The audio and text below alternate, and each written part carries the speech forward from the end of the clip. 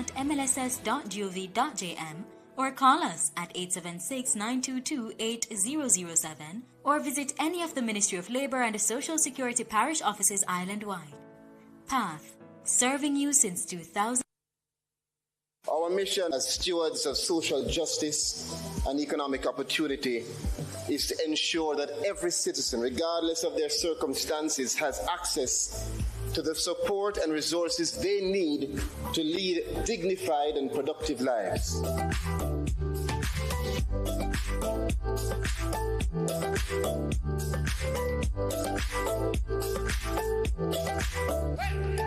The Ministry of Labour and Social Security is focused on some key priority actions in the 2024-2025 fiscal year. They include developing Jamaica's human capital by providing opportunities for the vulnerable, ensuring inclusivity for persons with disabilities, and service improvement.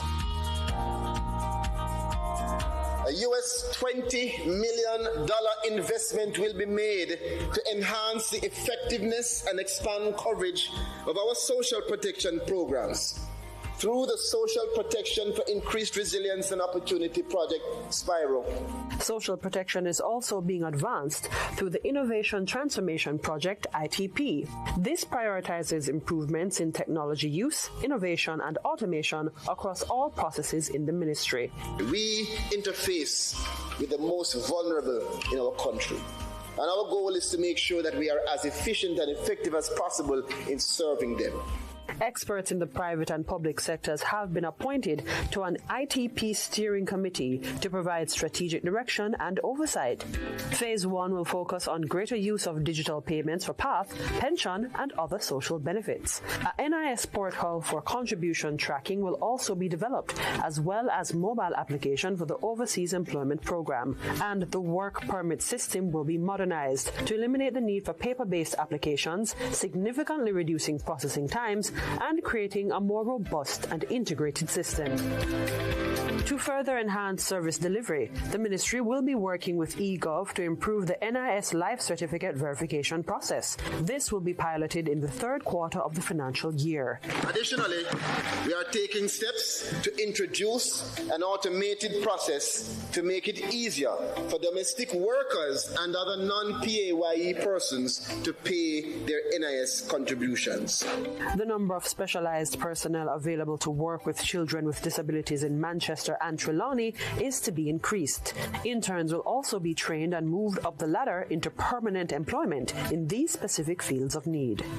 Through the JCPD, we will be partnering with the Faculty of the Built Environment at the University of Technology to conduct a peripheral accessibility audit of ministries in the new school year.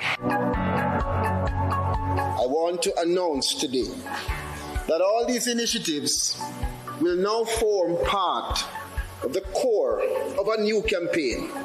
A campaign to change the thinking and approach towards persons with disabilities.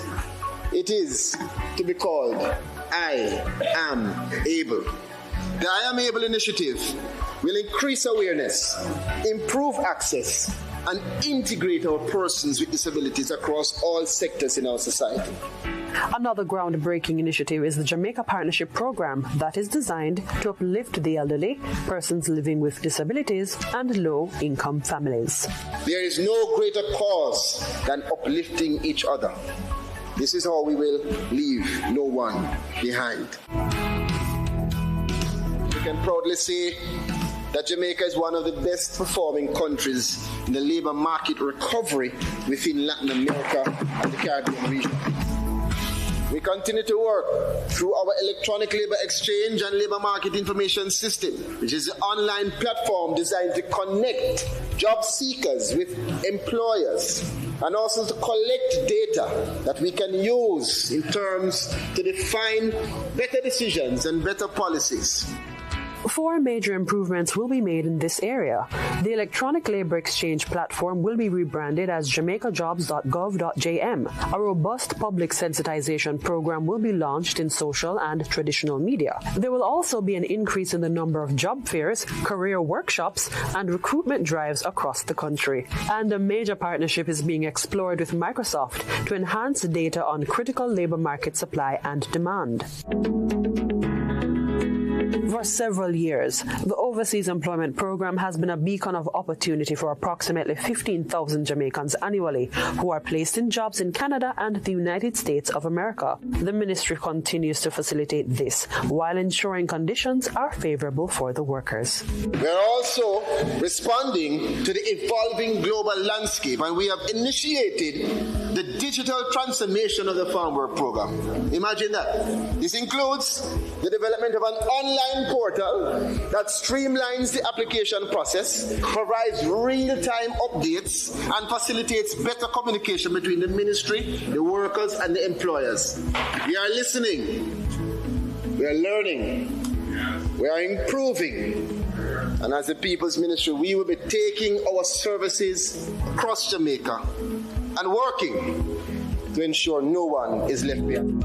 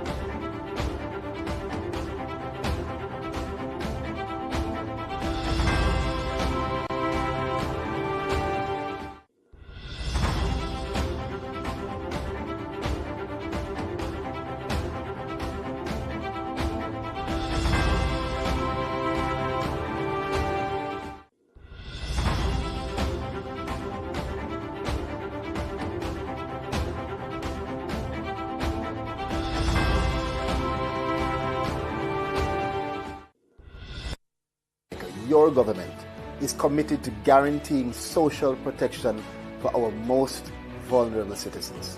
Through PATH, the Program of Advancement through Health and Education, we provide critical social assistance to needy households, especially those with children, pregnant and breastfeeding women, persons with disabilities, and elderly dependents. Beneficiaries of the PATH program receive bi-monthly cash grants, back-to-school and tuition grants, and examination fee assistance. Participants are included in the Steps to Work program, the Ministry of Education's school feeding program, among others. We invite you to apply for the assistance your family needs. Visit your parish office and apply today. Remember to bring your children's birth certificate, TRN, and a government-issued ID. Your Ministry of Labour and Social Security partners with the Ministry of Education and Youth and Health and Wellness to provide several programs for our PATH beneficiaries. We want to help. We care. Apply today. For more information on PATH, visit our website at www.mlss.gov.jm or call us at 876-922-8007 or visit any of the Ministry of Labour and Social Security parish offices island-wide. PATH, serving you since 2000. Our mission as stewards of social justice and economic opportunity is to ensure that every citizen, regardless of their circumstances, has access to the support and resources they need to lead dignified and productive lives.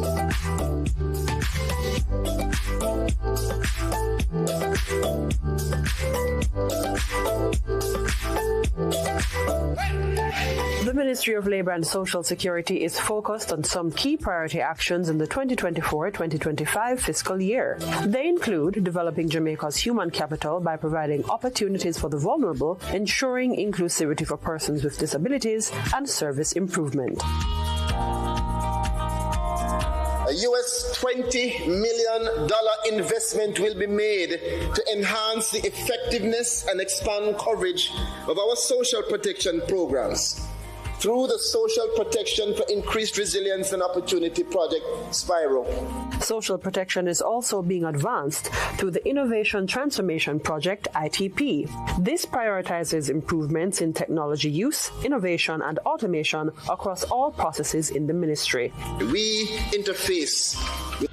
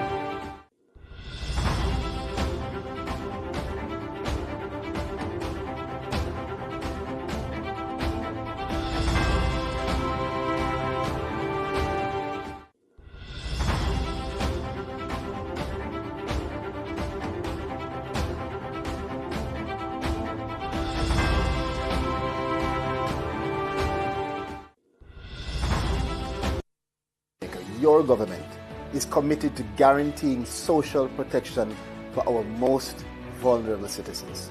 Through PATH, the Program of Advancement through Health and Education, we provide critical social assistance to needy households, especially those with children, pregnant and breastfeeding women, persons with disabilities, and elderly dependents. Beneficiaries of the PATH program receive bi-monthly cash grants, back-to-school and tuition grants, and examination fee assistance. Participants are included in the Steps to Work program, the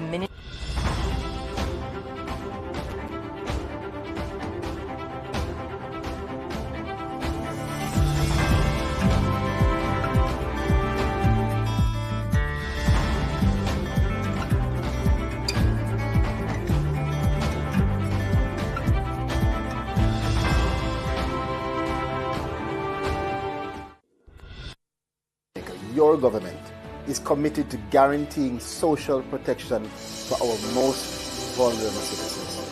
Through PATH, the Program of Advancement through Health and Education, we provide critical social assistance to needy households, especially those with children, pregnant and breastfeeding women, persons with disabilities, and elderly dependents. Beneficiaries of the PATH program receive bi-monthly cash grants, back-to-school and tuition grants, and examination fee assistance. Participants are included in the Steps to Work program, the Ministry of Education's school feeding program, among others. We invite you to apply for the assistance your family needs. Visit your parish office and apply today. Remember to bring your children's birth certificate, TRN, and a government-issued ID. Your Ministry of Labour and Social Security partners with the Ministry of Education and Youth and Health and Wellness to provide several programs for our PATH beneficiaries. We want to help. We care. Apply today. For more information on PATH, visit our website at www.mlss.gov.jm or call us at 876-922-8007 or visit any of the Ministry of Labour and Social Security parish offices island-wide. PATH, serving you since 2000. Our mission as stewards of social justice and economic opportunity is to ensure that every citizen, regardless of their circumstances, has access to the support and resources they need to lead dignified and productive lives.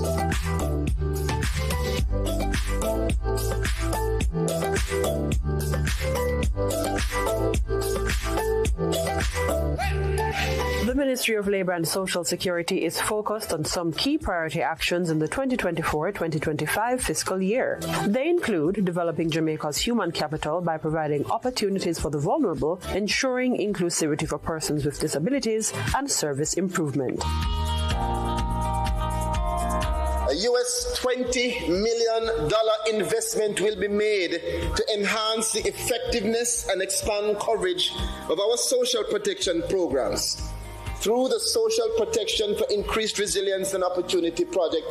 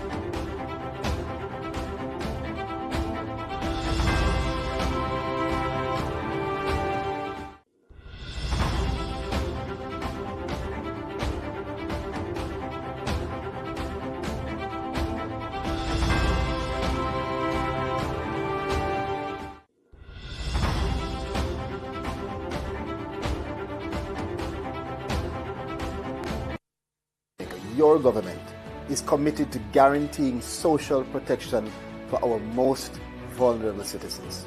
Through PATH, the Program of Advancement through Health and Education, we provide critical social assistance to needy households, especially those with children, pregnant and breastfeeding women, persons with disabilities, and elderly dependents.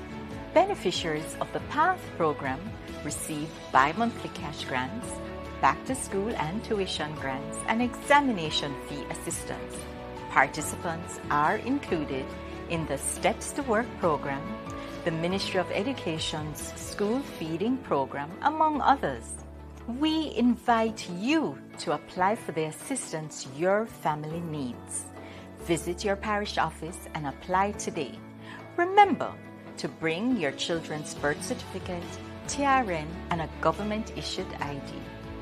Your Ministry of Labour and Social Security partners with the Ministry of Education and Youth and Health and Wellness to provide several programs for our PATH beneficiaries. We want to help. We care. Apply today. For more information on PATH, visit our website at www.mlss.gov.jm or call us at 876-922-8007 or visit any of the Ministry of Labour and Social Security parish offices island-wide. PATH, serving you since 2000. Our mission as stewards of social justice and economic opportunity is to ensure that every citizen, regardless of their circumstances, has access to the support and resources they need to lead dignified and productive lives.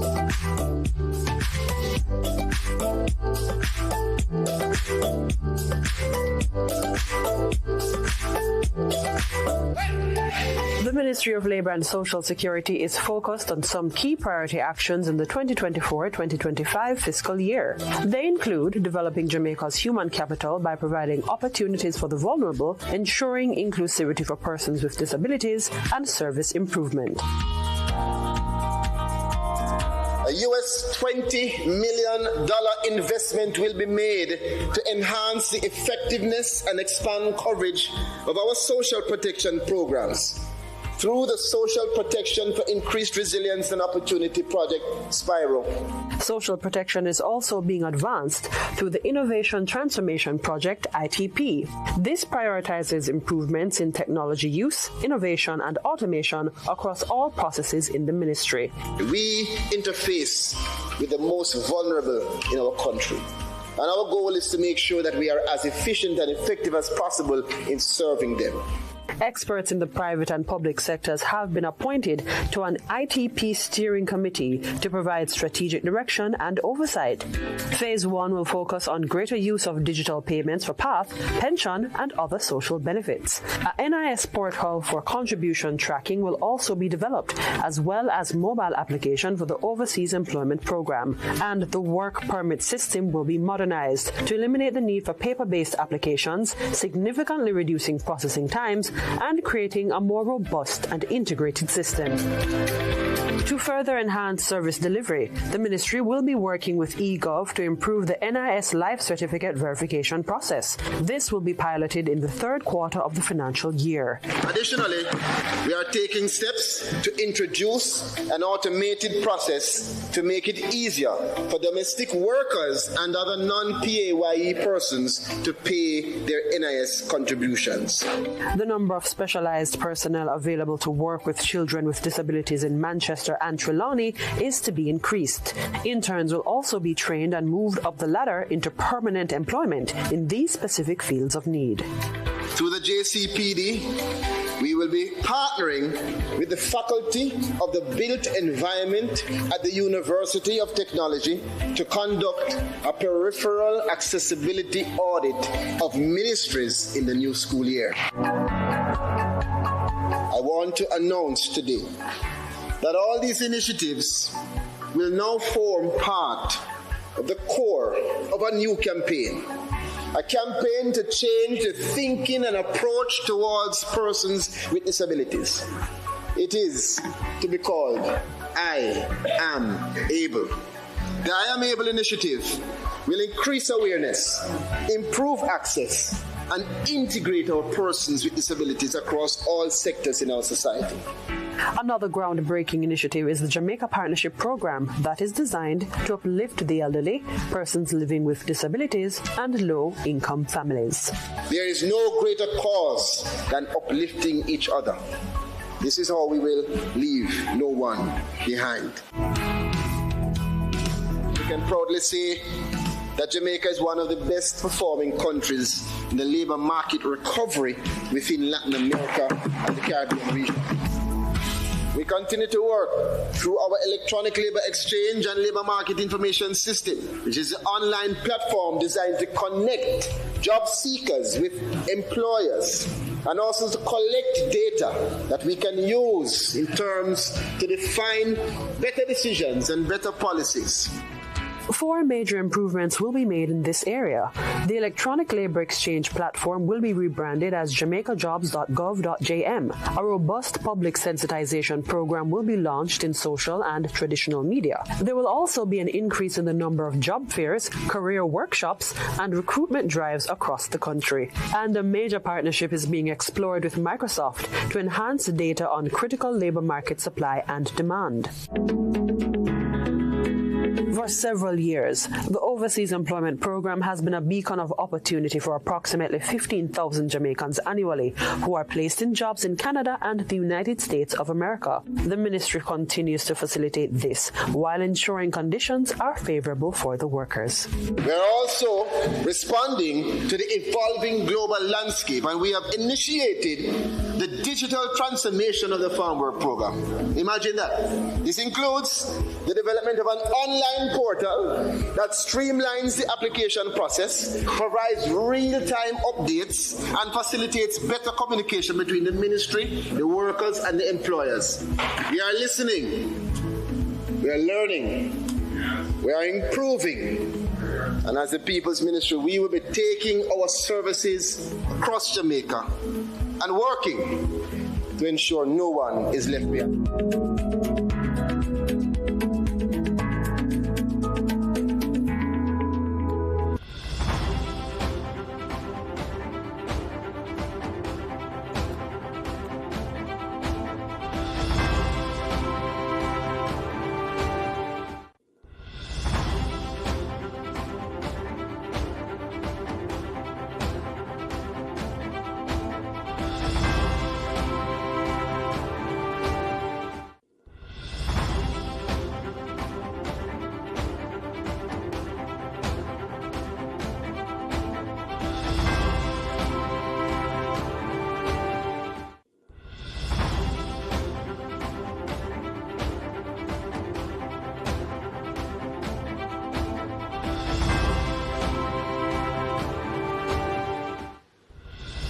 Good morning, ladies and gentlemen. May I ask you to put your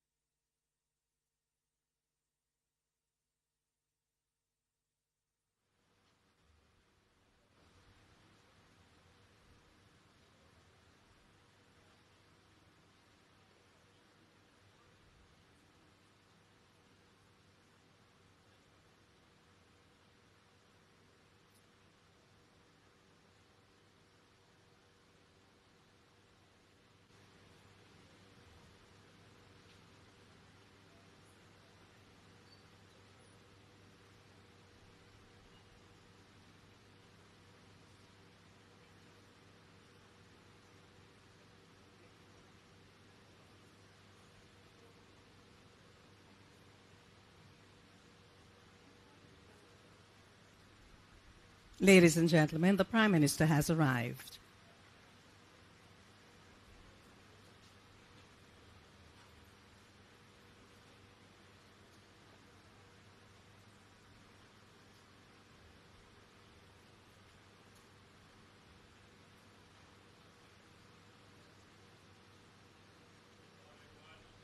Good morning.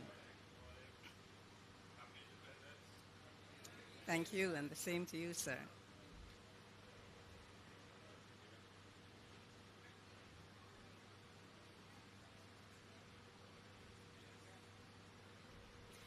Please remain standing for the playing of the national anthem.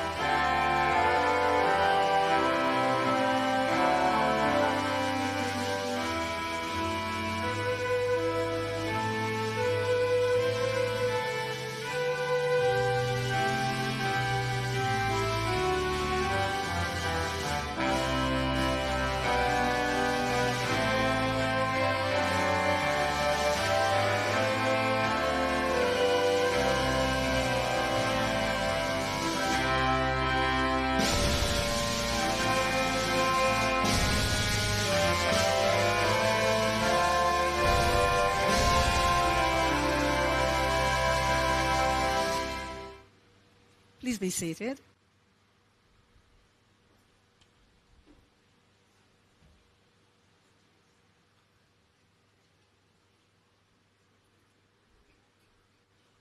The Most Honorable Andrew Holness, Prime Minister of Jamaica. The Honorable Colonel Charles Jr., Minister of Labour and Social Security and Member of Parliament for Clarendon South East. I'm not seeing the Honorable Floyd Green just yet, but I'll acknowledge him anyway. Minister of Agriculture, Fisheries and Mining and Member of Parliament for St. Elizabeth Southwest. The Honorable Franklin Witter, Minister of State in the Ministry of Agriculture, Fisheries and Mining and MP for St. Elizabeth Eastern. Senator Dr. the Honorable Dana Morris Dixon, Minister without portfolio in the Office of the Prime Minister with responsibility for information, skills, and digital transformation. Is Dana here? No? Might I just continue then? Mr. George Wright, I'm not seeing Mr. There you are. Mr. George Wright, MP, Westmoreland Central, Mr. Moreland Wilson, MP, Westmoreland Western, Mr. Lothian Cousins, MP, Clarendon Southwestern, Mr. Robert Chin, MP, Manchester Southern, Mr. Donovan Williams, MP, Kingston Central. I'm calling them when they're not, they're here, because we would like them to be here too. Mrs. Colette Roberts Risdon, Permanent Secretary, Ministry of Labour and Social Security. Mr. Dennis Zulu, UN Resident Coordinator. Miss Dacre Morrison, Jamaica Country Director, Global Empowerment Mission, GEM. Miss Yvonne Clark, Director General, Jamaica Red Cross. Minister, I just acknowledge you, but I want to acknowledge you not. I'm seeing you enter. That's the Honorable Floyd Green. Dr. Dwayne Vernon, Executive Director, Social Development Commission. Ms. Kivette Silvera, Executive Director, Food for the Poor, Jamaica. Mr. Knuckle Haddo, Director of Agriculture and Fisheries, Food for the Poor, Jamaica. Mr. Wenford Henry, Director, Adventist Disaster Relief Agency, ADRA. Mr. Richard Thompson, Acting Director General, ODPEM. Mrs. Dion Jennings, Chief Technical Director, enough people, you know, the ministry. And Mrs. Tamar Nelson, Chief Technical Director with the ministry. Ms. Suzette Morris, Director of Social Security at the Ministry. Ms. Jacqueline Shepherd, Director of Disaster Welfare and Rehabilitation in the Ministry. Other directors, parish managers, and staff of the Ministry. Beneficiaries, you are here because this day is about you, the beneficiaries, and media partners. I am Faye Ellington, and I'll be taking you through this program. Who did I miss? MP Lawrence. MP Lawrence. MP Daniel Lawrence, my sincere apologies, and you're wearing your lovely Jamaica tie. I may never have your name on the list, but I hope you accept my apologies. Prime Minister, you are a very smart man. Look at what you have on today under the heat. I was just saying to Dacre and Miss Clark, I don't know how you gentlemen manage in these suits that are lined. And then you have on a shirt under that. And you might have on an undershirt under that. And right now it's 33 degrees Celsius, which is 91 degrees in the shade. But the heat is coming. Before I ask the Permanent Secretary to officially welcome you, I just want to very quickly say that Hurricane Beryl has done some strange things to people, extensive damage across Jamaica, resulting in massive dislocation to families and communities, especially in the southern parishes, or in southern parts of the parishes. Yes? And as chair of the Humanitarian Assistance Committee, the Ministry of Labour and Social Security has been coordinating relief efforts. I must tell you, Minister, I want to tell you, my mother was without power. She's in the hills of Clarendon until about a week or so ago. But there was some good news. She says somebody from the ministry came and brought some bags with some provisions, non-perishables. So from the people of Smithville who got that, thanks on their behalf. So those things have been happening. Following on what the ministry's submission was, Cabinet has approved the payment of cash grants to assist households that have been impacted by Hurricane Beryl. And of course, the Honorable Colonel Charles Jr., Minister of Labour and Social Security, subsequently advised Parliament of $1 billion Jamaican dollars. I'm certain the Permanent Secretary and the Prime Minister and the Minister will have more to say on the program, but I just thought I'd put that in context. And as we sit here today, we are about to meet some of the beneficiaries from that program when that time comes. But I'd like us to put our hands together for those people who come from the country parts and come in today for this special event. Anybody here from Clarendon? Anybody from St. Elizabeth? Anybody from Westmoreland? Oh, yes, man, put up on a hand. Yes, those three parishes. And any other parish we forget? Eh? Manchester? Oh, yes, Manchester, parts of Manchester. So we welcome you to Kingston. It's hot, but never mind. Okay, you're here for a good reason. Now it gives me great pleasure to ask the Permanent Secretary of the Ministry, Mrs. Colette Roberts-Risden, CD, to bring you welcome and other remarks.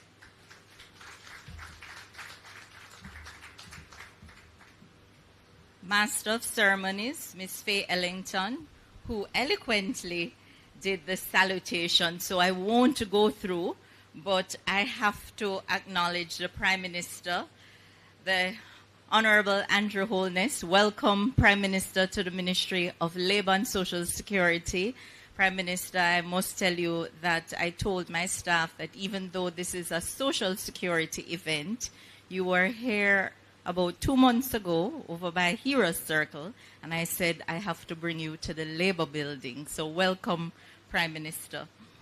Welcome also to my own minister, Honorable Colonel Charles Jr., Minister of Labour and Social Security, Honorable Floyd Green, Minister of Agriculture, Fisheries and Minings, MPs who are here, other specially invited guests, staff of the Ministry of Labour and Social Security, our social partners who work tirelessly with us, beneficiaries, one and all. Good morning and welcome to the Labour building of the Ministry of Labour and Social Security. It is my honor to welcome you here at the Ministry as we launch the Rebuild Jamaica initiative. Today marks a significant step in our collective efforts to assist those affected by the impact of Hurricane Beryl. At the heart of our success is the power of teamwork. It is the strength and unity of our collective efforts that propels us forward. I'm proud to lead a team of dedicated individuals who serve with heart and passion. The commitment and tireless work of the staff of the Ministry of Labour and Social Security exemplifies the very essence of service to our nation. From our warehouse team and other staff members who pitched in along with scores of volunteers who worked tirelessly packaging over 12,000 food packages for distribution, sending out over 1,000 mattresses and hygiene kits.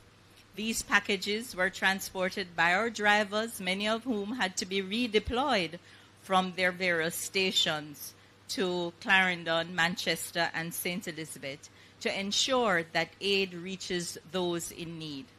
Our social workers on the ground, going house to house, conducting damage assessments, witnessing the heartbreaking visuals firsthand, offering not only physical support but also emotional reassurance to our fellow Jamaicans. Behind the scenes, our directors, managers, supervisors, and officers work in unison, driven by a shared commitment to service, despite the challenges and lessons learned. And yes, it's been 12 years since we had a hurricane like this, and there have been lots of lessons learned. They have ensured that every aspect of our response is meticulously planned and executed. The damage assessment process has been particularly arduous, with no electricity or phone service in many areas, making it difficult to assess the full extent of damages at times. Yet our team persevered, often overwhelmed by the sheer volume of requests for assistance, but still pushing forward, because this is what we do. We are the people's ministry. Prime Minister, your visionary leadership has been a cornerstone of our efforts. The Honorable Colonel Charles Jr. and Honorable Dr. Norman Dunn, whom you have appointed, have injected youthful energy, revitalizing us with renewed vigor and determination. Today, as we launch this initiative, we in the Ministry of Labour and Social Security reaffirm our commitment to the people of Jamaica. I extend my deepest gratitude to all our partners, many of whom are here today, who supported us in the relief efforts. Thank you for your presence and participation today as we embark on this crucial journey together. I thank you.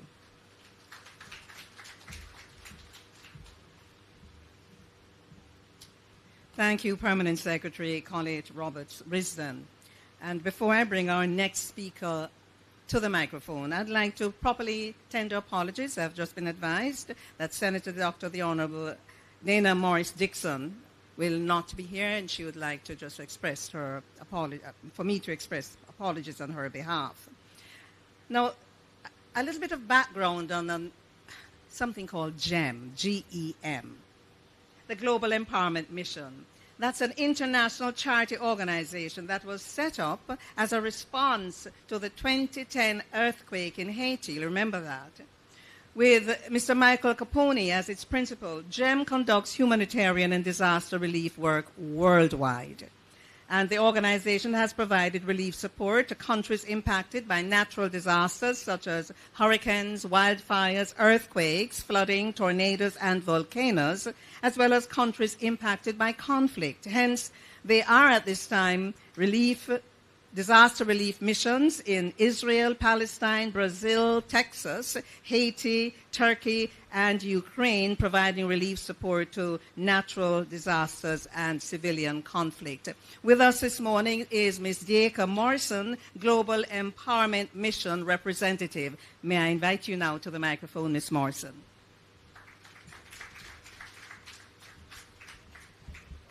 Thank you very much. Good morning, everyone. It's a delight to be here. Most Honorable Prime Minister, Minister Charles, I have to say Minister Green. Oh, thank you. MPs, PS, social partners, thank you very much, distinguished ladies and gentlemen. I'm really delighted to be here to bring greetings on behalf of the Global Empowerment Mission as Jamaica Country Director. Auntie Faye told us a bit about GEM, but I just want to tell you the philosophy. The objective of the Global Empowerment Mission is to deliver the most aid to the most amount of people in the shortest amount of time and with the least amount of cost to our donors. With speed, efficiency, and local expertise, GEM has deployed over 355 disaster relief missions in 69 countries and all 50 states. GEM is a 4-star rated by Charity Navigator, earning 100% across all 4 categories: accountability and finance, impact and results, leadership and adaptability, culture and community.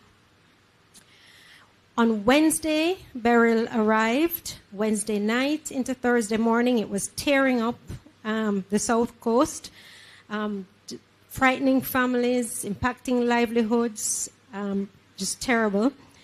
By Friday, the founder, Mr. Michael Capone, had arrived in Jamaica. By Saturday night, aid had arrived and cleared for distribution on Sunday morning. GEM, thank you.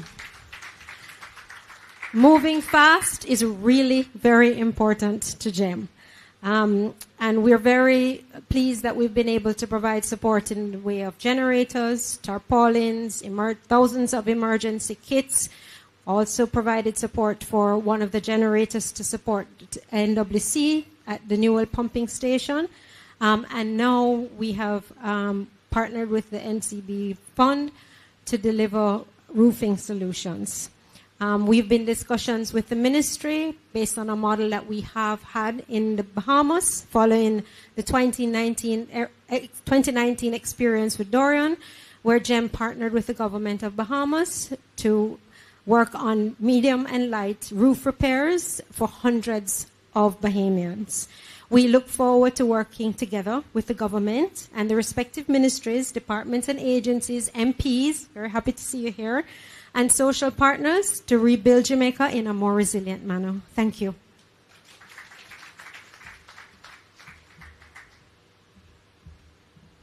Thank you so much, Ms. Morrison. And now we're moving to a gentleman who is originally from Zambia, but the last name is Zulu. And then we think of Zulu, we think of South Africa, you're saying? Okay, he'll tell you more. But it is my pleasure to introduce Mr. Dennis Zulu, the United Nations Resident Coordinator, who will now speak with us. Mr. Zulu.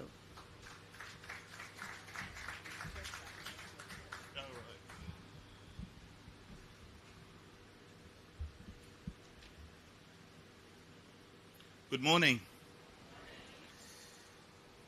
Well, I don't think I have the time to tell you about my history, but I do actually originate from South Africa, but as you know, there was apartheid, so a lot of us moved from South Africa up north to Zambia.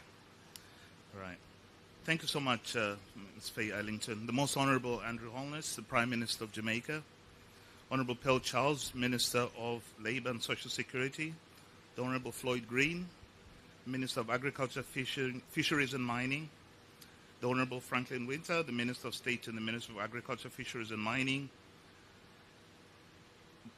Permanent Secretary, distinguished ladies and gentlemen, and colleagues from the United Nations, and I must just say, all protocols observed. It's indeed a pleasure for me to be speaking to you this morning on behalf of the United Nations, and indeed, the Secretary General, Antonio Guterres, and the United Nations country team in Jamaica, once again extend our heartfelt solidarity and unwavering support to the people of Jamaica and the government. Amid the videos of disaster, we're all seeing images of young people, families, communities supporting each other and running to the aid of their most vulnerable neighbors. In this regard, we're truly seeing the spirit of Jamaica alive at this very difficult time. Already, our United Nations team has been working tirelessly to support the government's effort to address the immediate needs of the individuals and communities affected by this grave calamity. We are also diligently redeveloping and implementing a new United Nations response and recovery plan to amplify your ongoing efforts. All this in complement to the already $2.5 million mobilized through the United Nations Central Emergency Response Fund. Honorable Prime Minister, as resident coordinator, I activated the local United Nations Emergency Task Team, and with its leadership and the support of the experts from the Disaster Assessment and Coordination Team in the Office of the Coordination of Humanitarian Affairs, OCHA, the UN team is actively working within the various coordinating mechanisms and entities charged with this overall Hurricane Beryl response. Additionally, I've also convened meetings with international development partners to enhance collaboration and information sharing, amongst others.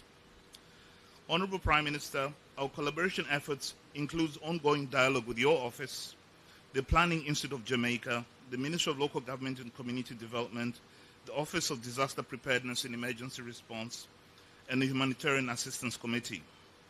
The United Nations remain guided by the Government of Jamaica as we navigate our response and pivot towards recovery. One thing for sure is that the national machinery in response to Hurricane Beryl, while dynamic and complex, is coherent, coordinated, and strong. I say this not for applause, but to offer a glimmer of hope and comfort to those most in need. Help has come and help is on the way.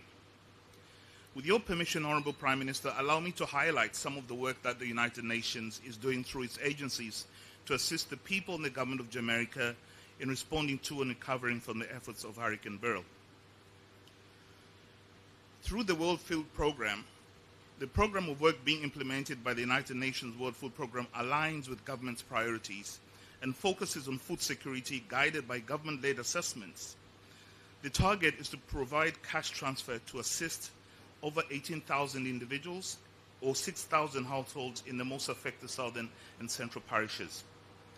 Cash distribution is expected to commence in the coming weeks, funded by the multi-donor pool, including contributions from the United States, Canada, the UK, and the Caribbean Catastrophe Risk Insurance Facility of up to $3 million. This is in addition to the funds being made available through the United Nations Central Emergency Response Fund. Honorable Prime Minister, following a request from the Ministry of Labour and Social Security and the Office of Disaster Preparedness Emergency Management, WFP has procured and contributed 30 generators to support the Government of Jamaica's ongoing emergency response. These generators enable resilience and power backup for critical services in the event of future shocks. Additionally, warehouse infrastructure, including a forklift and pallet jacks, will be procured based on the request from ODPEM. In response to widespread disruption to basic services, including electricity and internet, in the affected parishes, WFP deployed the Emergency Telecommunications Cluster to support internet connectivity services for humanitarian responders and affected populations with satellite backup and managed Wi-Fi distributions. UNICEF. The United Nations Fund is also supporting critical interventions in water and sanitation, nutrition and social protection. Essential items such as water containers, hygiene kits and tanks are being distributed, and community water points will be rebuilt in 10 selected sites. UNICEF is supporting the Ministry of Health and Wellness in conducting acute malnutrition assessments and providing micronutrients and food packages for children under 5 and their families, especially those with disabilities, and through collaboration with Food for the Poor. Also, cash transfers targeting children under 5, children with disabilities, and lactating and pregnant mothers will be facilitated through the PATH program. IOM. The International Organization for Migration will soon begin roof repair work for 1,500 households and will also improve facilities at 3 community centers to ensure they are prepared for future emergencies in ways that are resilient but also beneficial to the youth and families that use them the most. Coordination with the Ministerial MLSS and Planning Institute of Jamaica PIOJ is ongoing, and there's an emphasis on expediting interventions, particularly roof repairs, as we approach the peak hurricane season in September. In this work stream, it is important to us that we avoid duplication and harmonize investments. In this regard, IOM will also convene and coordinate with other international NGO and humanitarian agencies working in this area. UNDP. The United Nations Development Programme will provide financial and technical assistance for the reactivation of the Crisis Coordination Platform and provide institutional capacity support to the Office of Disaster Preparedness and Emergency Management, ODPEM. In addition to the work highlighted, Honorable Prime Minister, other parts of the United Nations country team in Jamaica, including UN Women, PAO, WHO, UNESCO, FAO, and FPA, are also working through various activities to support the people of Jamaica in overcoming the difficulties brought about by the hurricane. Honorable Prime Minister, as we work to support your government's rebuilding efforts, we are also mindful of the meteorological experts' predictions and are prepared to assist in enhancing resilience against future natural disasters. Your government has invested a lot in building more resilient infrastructure.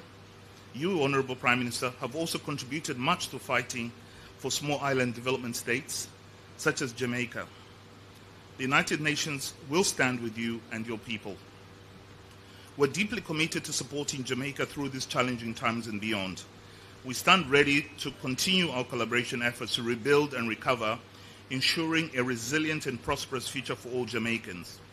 Our thoughts are with all those who have been affected, and together we'll build towards a positive and resilient recovery. Together, Honorable Prime Minister, we will rebuild Jamaica stronger and more resilient. Thank you so much.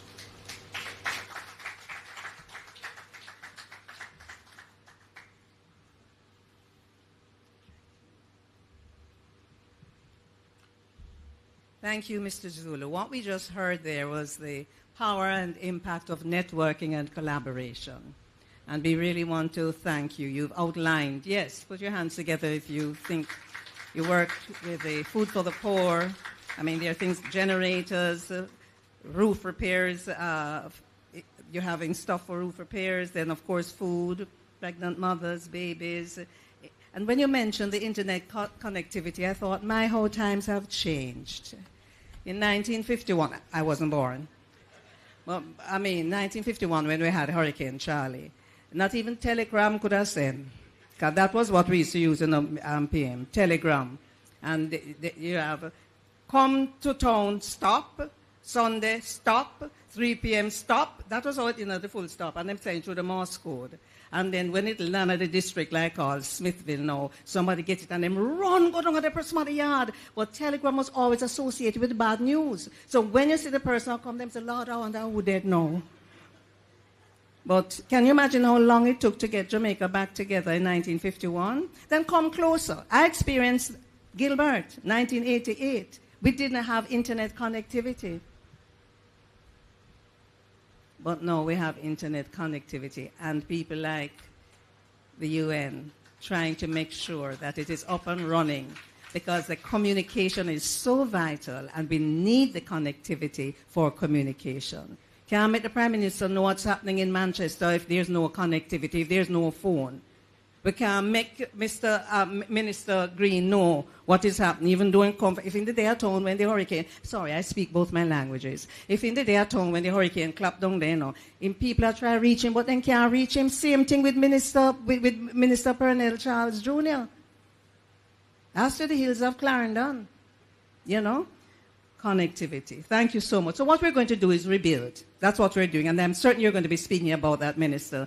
Could we welcome Minister Pernell Charles, the Minister with Portfolio Responsibility, Minister of Labour and Social Security, Member of Parliament, to address us. We're going to rebuild. That's what it's all about. Thank you so much to our Auntie Faye, Master of Ceremonies. I'm trying my best to project. My voice has been coming and going for the last month. Happily, it is here today, at least partially.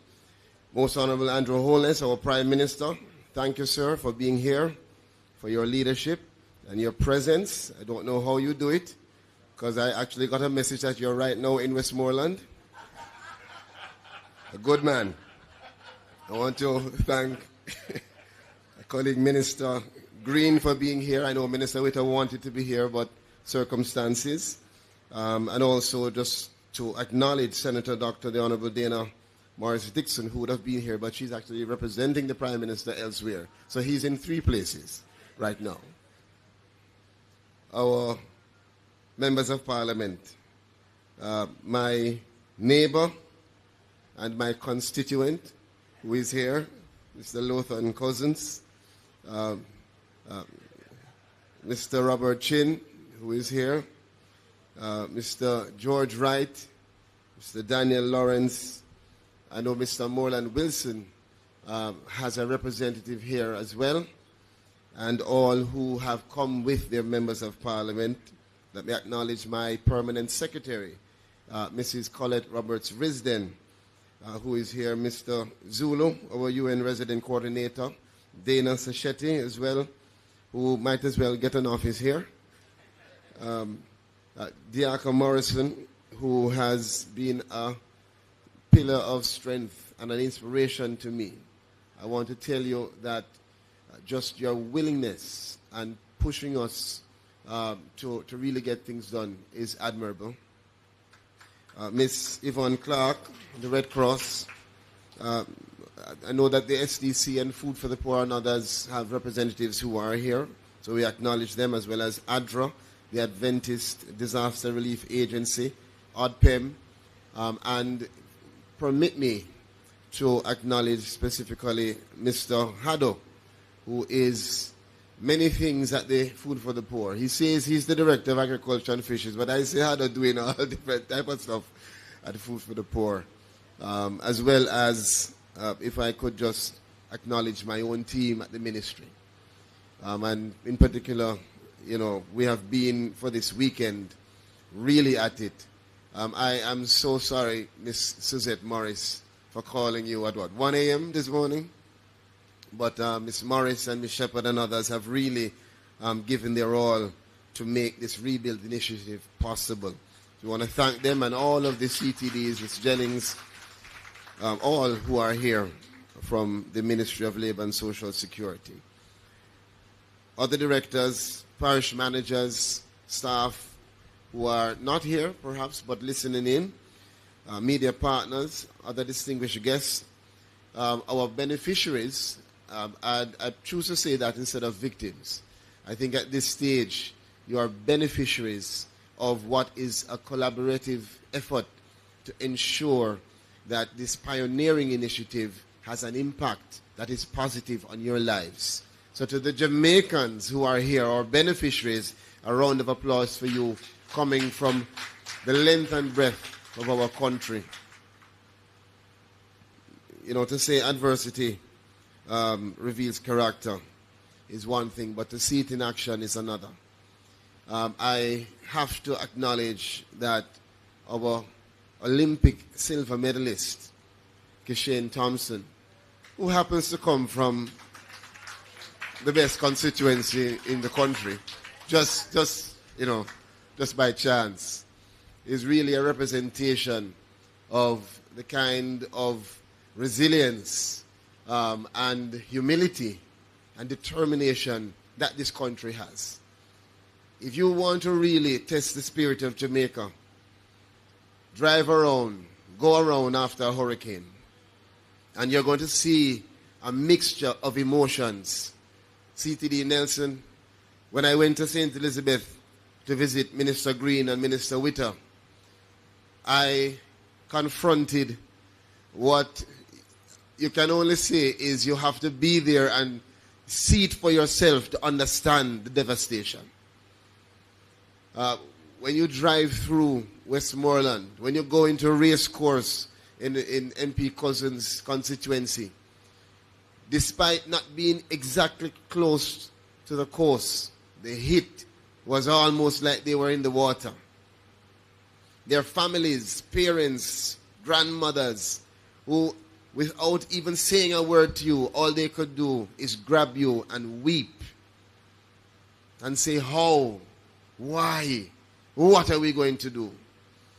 But there's also that family that has lost everything, that looks on you, the minister, and says, are you okay? Can we get something for you? Let me tell you, you see, Jamaica, we are a blessed country. And we are a country with a spirit of resilience. And that is why when the Prime Minister, who I must tell you I have grown to respect even more, if that was possible, throughout this hurricane relief effort, because he has been a hands-on leader, calling and instructing and encouraging and empowering us to make sure that we get this done. This Rebuild initiative is a pioneering initiative. No government before us has been in a position to be able to provide $1 billion or more of support to our people. No government has been able to say in a structured way that we are going to partner to have such a massive impact in rebuilding the lives of Jamaicans that need the help the most. And we must understand that this is only possible because of the decisions that were made before the hurricane. So as a country, we have to continue to make smart decisions for our people. Our policies, our programs have to reflect the kind of accountability and frugality that is going to move us in terms of being a developed country. As chair of the Humanitarian Assistance Committee, the Ministry of Labour and Social Security, we have been at the forefront of coordinating the relief efforts since early in the morning of July 4th. And I remember well, because at 4 a.m. on July 4th, I was out of my house. And I cannot forget, because it was my wife's birthday. And I had to explain why I was leaving on that day. But the reality is that I wasn't the only one. I couldn't get Minister Green on the phone. I couldn't get many others on the phone because they were out trying to see how we can at least give some immediate support, urgent support to those who wanted water. Those who have lost everything, even their TRN and all their birth certificates, gone. Those who were displaced. Those who were in shelters. And I must tell you, it was a tireless effort to provide these needed supplies. The Ministry of Labour was not alone. We worked hand in hand with all of those partners that I spoke about and more. Churches in communities, individuals in communities who stood up and said, I am better off. So if you don't have space in the shelter, come to my house. There are several who were displaced, several who are still displaced. And that is why we were able, through the ministry, to distribute more than 2,000 tarpaulin, more than 13,000 food packages, mattresses, hygiene packages, drinking water. And that's just from the ministry. Several more have been distributed through our partners. The comprehensive response and the collaboration exemplifies our commitment to support our fellow Jamaicans in their time of need. And this response would not have been possible without the dedication and hard work of our ministry staff and our invaluable support of the partners.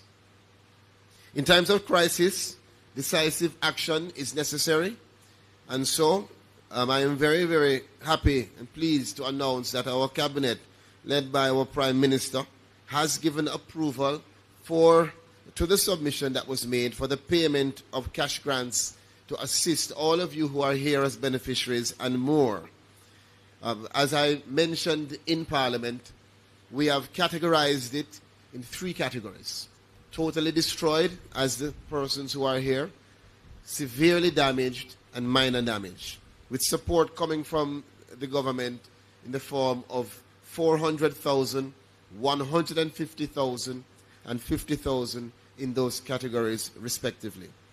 And I must note again, that has never been done in this way because we couldn't do it before. And now we are using this pioneering experience as an opportunity to learn. And as we go through, we see where the challenges are, where the hiccups are, and we are making sure that we are preparing ourselves for anything that can come in the future. I want to just pause and, Prime Minister, permit me if I can just say to you, in this experience, I have come to understand more than ever before the importance of needs. We have to, as a country, come to a place where we have our data in a structured way so we don't have to be running around to identify persons. Believe me, the Ministry of Labour and Social Security is a testament through this event to the importance of this country understanding that we must prepare ourselves by organizing ourselves. We must be able to identify Jamaicans, where you are, what are your circumstances. Whatever the adjustments that are needed, Prime Minister, I am now perhaps your number one support for that national identification system to come into place. It is going to help us to have an effective and timely response. And you can ask our partners. They are feeling it as well. There are partners that want to get started and are stalled because of the bureaucracy. There are partners calling us, asking for information that we now have to go spend 2 weeks to get because we have failed to prepare ourselves for the test. Don't wait, Jamaica. Believe me, this is our moment to learn from our experiences. We have to develop a comprehensive social protection system. We have started. And so, a big part of that is to make sure, as Diaka said, that whatever response we have, it must be timely and it must be effective. Quick disbursement of financial assistance is crucial. And that is why on the calling of our Prime Minister, we weren't asked. We were told that we must ensure that something is delivered to Jamaicans by today's date. And I want to thank you for the urging. I know that every beneficiary here thanks for the urging. And we are going to make sure that we go through the verifications. What's holding us up is the validation. What's holding us up is the TRN validation. You may get 100 persons verified. And when we go through the process, 50% of that can be validated through the TRN system. It's a problem. It is reason for us to truly, as a country, as a collective, no matter where you stand, appreciate that we must grow Jamaica in a structured way. We must identify ourselves. Let me move quickly as the Prime Minister will speak to just say that today I am proud to serve as Minister of Labour and Social Security. Despite the challenging times, we see it as an opportunity. And the Rebuild Jamaica initiative is an initiative that will have a profound effect on our efforts. It will help us to structure our collaborations. And also, we hope that through this initiative, we will help to restore hope, to rebuild lives, and to renew communities with resilience and strength. The partnership with the Global Empowerment Mission is a representation of the strong collaborations, the purposeful collaborations that we want to have. If the Ministry of Labour and Social Security provides for a beneficiary $150,000 and you have lost your roof, you can now elect through our partnership to put that $150,000 toward the labor cost, and GEMS will come in and provide the material and resources that are necessary to give you a new roof. That is turning the billion into 2 and 3 billion. That is what we call real purposeful partnership. But it requires you as beneficiaries to be smart and to be sensible, because you have the responsibility of ensuring that you get into those programs.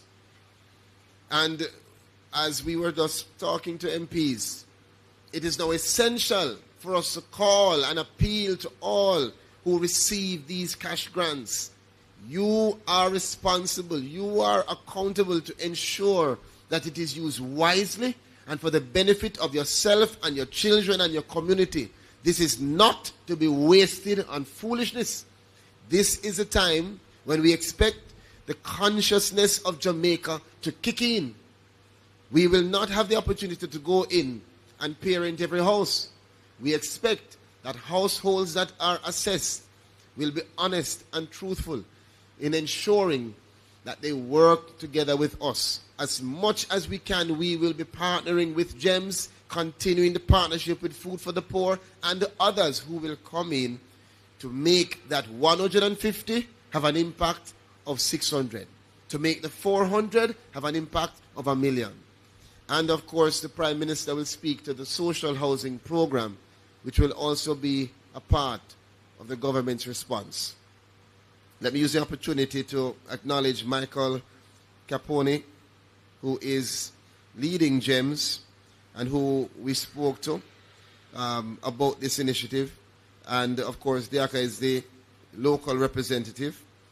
And we hope that we will look forward, rather, to the JDF team with the DART mechanism to be a significant partner as well in terms of the logistics as well as the execution of the construction of homes across the country.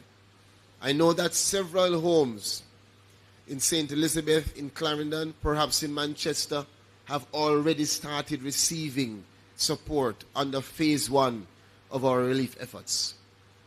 From the day after the hurricane, Prime Minister, our partners kicked in, asking us for information that was collated and collected from our social workers that has been used to direct our partners towards repairing roofs and repairing and rebuilding homes directly and immediately after the hurricane. So we are now in the phase of the disbursement and further support to rebuild and to restore. I want to acknowledge, Prime Minister, colleagues, and pay special thanks to the private sector. The several members of the PSOJ, the JMEA, the JCC, our churches, and others who, in their own way, have been going through communities. If it is even for them to carry a truckload of food packages or some food from their businesses, several of you, without any call or beckon from us, have come forward and have been providing support in several communities in our country. And I want to say thank you to you, to the private sector in our country. As I close, let me just again acknowledge the several families. Even this morning I was speaking to a young lady, I'll say young, from Westmoreland, who was trying to hold back the tears as she lamented on the gravity of her loss and the impact on her family. I want you to know it is not loss on us. Every member of the team here understands your frustration, and we are working to help you to be provided with a real comprehensive solution. Thank you for your patience. Thank you for your support. Again, Prime Minister, thank you for your unwavering support. To the ministers and MPs, thank you for your collaboration. I know that it has not been easy because several MPs had difficulty in terms of even knowing when we were in your constituencies. These are things that we are improving, and I hope that you, members of Parliament, have seen an improvement in terms of the communication with you from our parish offices and also the collaboration with your councillors. To the team, as I close, from the ministry, our PS, our CTDs, our directors, our agencies. I see Dr. Hendricks from the JCPD, our Senior Citizens Association. Thank you all as we continue to traverse our country to identify the most vulnerable. And again, to our partners, we do appreciate you. Today, we launched the Rebuild Jamaica, and it is not intended to be a one-off. It is intended to be a project that can be reactivated as necessary. So thank you to all that worked tirelessly for us to put this together in such a short time. One love.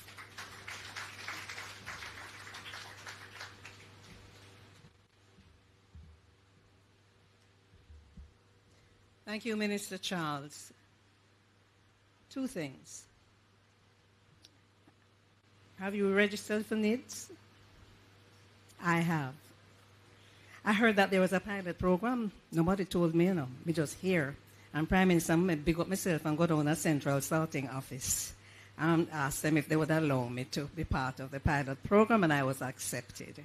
So I know that there's more to be done on it, but I think it's an important program. So just want to let you know I've done that. And I saw the watch party down at Mitchelltown last night on TV and on social. Where are the Mitchelltown people in here? Yes, I saw him carrying on, man, and what a run. You see him young, when him learn how to push through him chest like Veronica Brown, then him gone with it, you understand?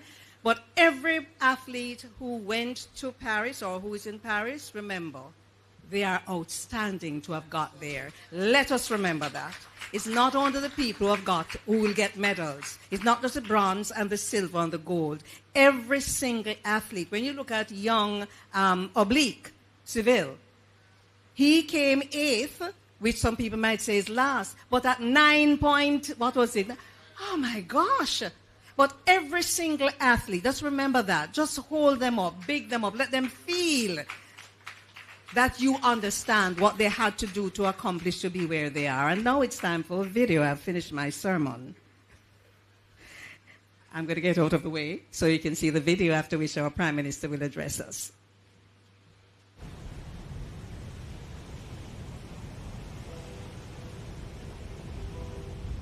On July 3rd, 2024, Hurricane Beryl devastated portions of Jamaica. Entire communities were ravaged by strong winds and relentless rain. Homes were destroyed, livelihoods obliterated. The southern coastal regions bore the brunt of Beryl's wrath, with severe damage to telecommunications, infrastructure, housing, public buildings, and healthcare facilities. In anticipation of the impending disaster, the Ministry of Labour and Social Security had strategically pre-positioned packages and resources across Jamaica ready to respond.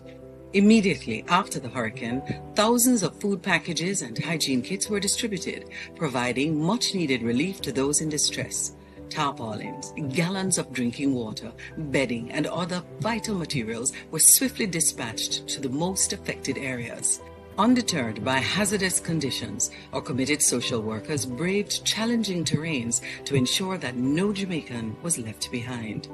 In the aftermath of Hurricane Beryl, we witnessed an incredible outpouring of support, joining hands and hearts with multi-agency and international partners to provide relief and rebuild, renew, and restore hope to those affected.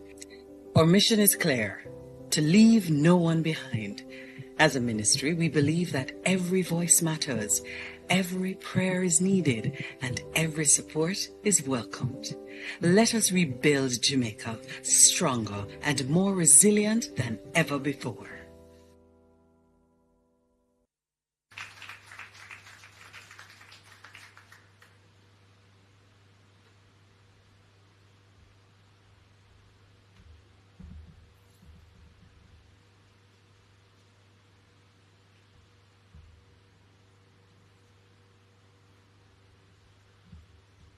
Thank you very much.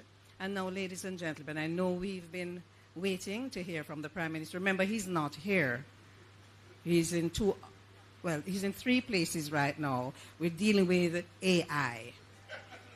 Okay? So when he comes up, be very careful, right? Know that he's not in this place at this time. But the technology makes anything happen. Prime Minister, the Most Honorable Andrew Holness will now address us. Thank you, Faye. The government of Jamaica has decided to make cash payments as grants to persons whose houses were damaged by Hurricane Ivan. Instead of using the voucher system, which was previously announced, Minister of Water and Housing, Donald Buchanan, made a disclosure in the House of Representatives yesterday, October 12th, during his update on the Program of Relief and National Reconstruction. Mr. Buchanan told the House that having decided on the quantum of assistance for affected persons, our next challenge was to decide on a system of distribution, which would ensure, as far as possible, that the funds allocated were used for the purpose intended. He said on closer examination and with discussions, it was agreed that the voucher system method of payment was not adequate given the present circumstances. He went on to say, while there was the perception that the voucher system provided guarantees against corruption, this had not been the experience, since in the past there had been occasions where beneficiaries and suppliers had collaborated to substitute a discounted cash payment for the vouchers. This is very diplomatic language. We have therefore decided to pay these assistance grants with checks, which will be cashed by the beneficiaries and which will give them the flexibility to make optimum use of the funds in the present circumstances. It's a very interesting article, which is why I'm going through it. Mr. Buchanan stressed that the assistance was not intended to replace totally destroyed units or to compensate to the level of loss sustained. As government is not an insurer of buildings, it is assisting persons to put their lives back together. Persons whose houses were totally destroyed would receive $20,000, while persons whose houses were severely damaged would receive a grant of $7,500 to $10,000. Meanwhile, a grant of $5,000 would be paid out for other damage. Payments would be made based on government assessments, which were now being carried out, the minister said. This article was published October 13th, 2004, and the actual speech was made the day before in Parliament. I want you to absorb this a little bit. Sometimes the conversation in our country does not anchor itself in facts. Sometimes we go off and the conversation does not reflect the history or the accurate situation. It's very dangerous for a society to carry on conversation amongst itself with incorrect and false information. It creates false perceptions, false expectations. It leads to perverse actions and perverse outcomes. My job as your Prime Minister is to sometimes bring back the conversation, to align it with the history, what actually happened, and to ground the conversation into some sort of factual basis. Hurricane Ivan happened in 2004, that's 20 years ago.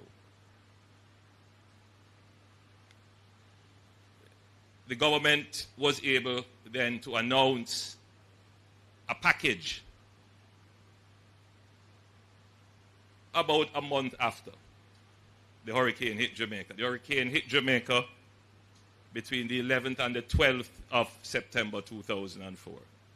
And by the 12th of September, the minister with responsibility was making an announcement in Parliament. 20 years later, we were hit by Hurricane Beryl. And within 2 weeks, I believe we made the announcement somewhere about the 12th or before of $1 billion that will go towards recovery and rebuilding. And by the 3rd, we weren't only assessing, we are now actually going to deliver checks.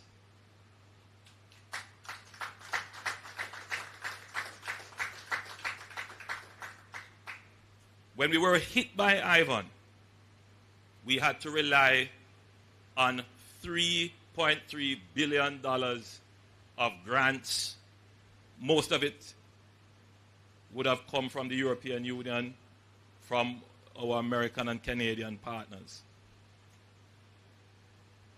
Today,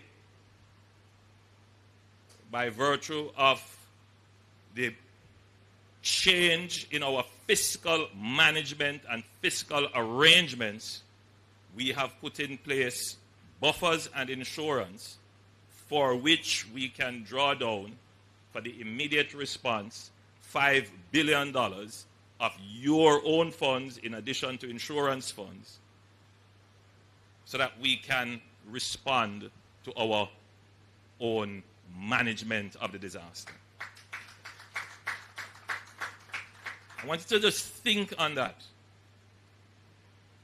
because this is what it means to be independent.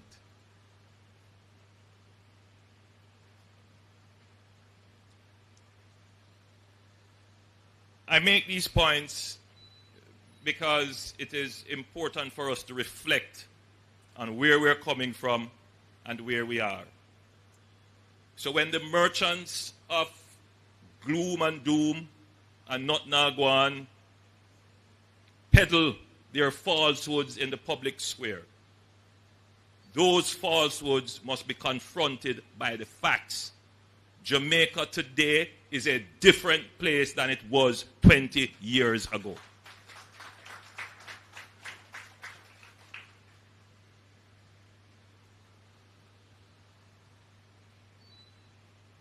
Bear in mind the challenge that the government 20 years ago would have faced. This business of distributing a relief benefit in such a way as to avoid corruption of the benefit. It's the same challenge we face today.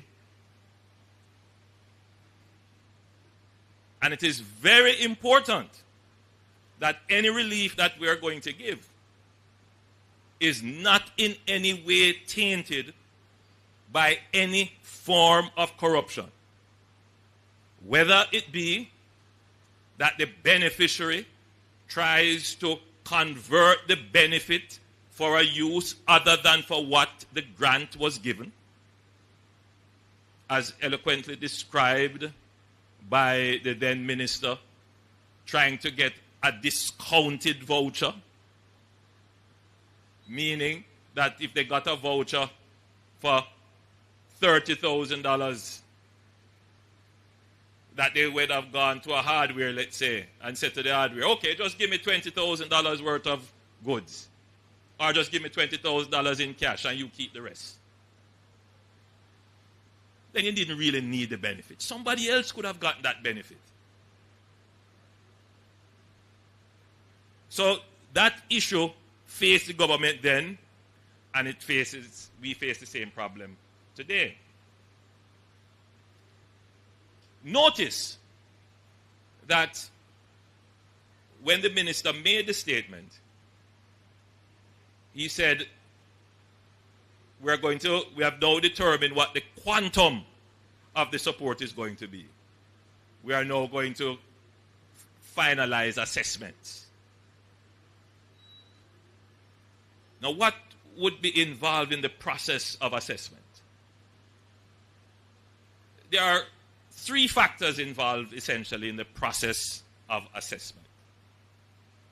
The first process is to identify the person who was affected.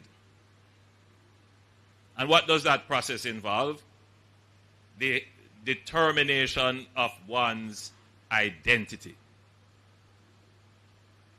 And we have this problem right across Jamaica, not just for the delivery of relief benefits, but for everything that we do. If you have to open a bank account, identity. If you have to get your path check, identity. If you have to collect your pension, identity. Identity is not about an invasion of your privacy. Identity is about being able to fulfill the requirement for accountability in any transaction between the citizen and the state. the same person, the same citizen who does not want to be identified is the same citizen who wants accountability for the funds that are spent in their name. You're not going to get both.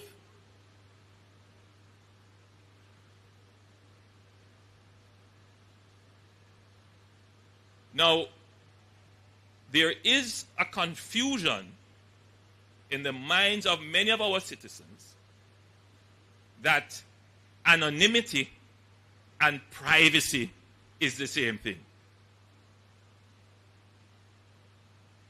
They are not.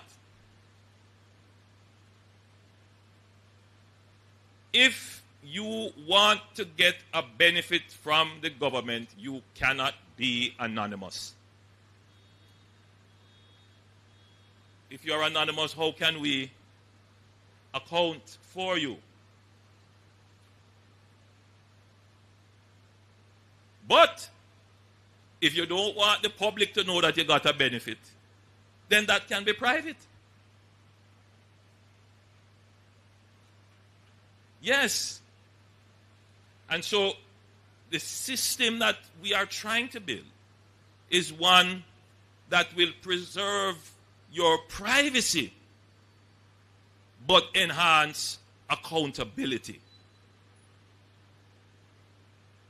And I hope that clarifies that in the minds of many, suspicious or skeptical Jamaicans. So, the government back then did not have a national identification system. TRN would have existed, but the database was not robust, so they wouldn't be able to check against the TRN. So the verification really would have depended on an agent of the state, meaning someone from the ministry, going to verify. You may have to depend on a justice of the peace or community knowledge to say, yes, person X is actually person X and he should get the benefit. But in that system, the probability of error, meaning the probability of you drawing a check for a person who said that they are Tom stroke, but they are not, the probability is very high. So you couldn't really guarantee to the Public Accounts Committee or the Public Appropriations Committee that there was a high level of accuracy in the beneficiary that received the grant. And governments would have had to just accept that at the time. So, for us, we have invested in building out the national identification system. It was derailed and stalled, and every time there is an emergency, I look back at it and say, if we had it earlier, we would have been able to more efficiently and quickly distribute benefits. But we have had those experiences which we can only say will make the system stronger and more robust. So the difference between then and now is that, yes, we haven't perfected the system yet, but we have a robust verification system through the TRN. And we are now very close to the establishment of a national identification system where all the beneficiary would need to do to establish their identity is to present the needs. Nobody from the ministry would have to come again and ask, so what's your mother's name? What's your father's name? What's your TRN number? What's this? What's that? Who you're related to? And by the way, every time there is a disaster, this process has to go through again. It can take weeks. So for the government to be able to move the distribution from, 8 weeks, as it were, after Hurricane Ivan to now 4 weeks thereabout, shows that we have made significant improvement. But it could be even faster if we had a national identification system. So that's one, identification. The second is to identify what was damaged. And here again, there is scope for corruption. An agent from the Ministry of Labor and Social Security who is charged with doing the assessment, a social worker sometimes, would go into a community and they might be greeted by a group of people who will say, "Come, miss, come, let me show you my house with damage." Now, this house was damaged long before Hurricane Beryl. And they say, "See, look how the hurricane mashed up my house." Now, this poor social worker from the Ministry of Labor and Social Security, she's not going to know that. And so there are these kinds of scams which can take place. So when we go to do assessments, we have to employ more technology, because in today's world, the capabilities exist that you can look at a community from the satellite and see which house was standing before Hurricane Beryl and which house is not standing. In fact, the artificial intelligence technology exists where you don't even have to go into the field. By satellite imagery assessment, you can say which house was damaged, and the software is so sophisticated, you can even say what is the nature of the damage. Now, we have not deployed that in our system yet, but I'm saying it here in the hearing of the Permanent Secretary and the Minister that you need to consider this, not just for this disaster, but for future disasters, so that we can assess aerially using technology, which would give you a more rapid and accurate assessment of damage. Of course, you still have to do what is called ground truthing.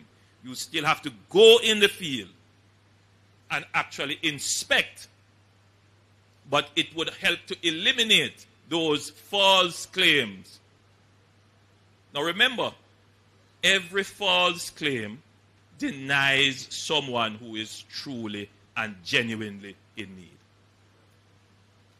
Now, the third element of the assessment is to determine the nature and the kind of damage and which category of relief the person should get.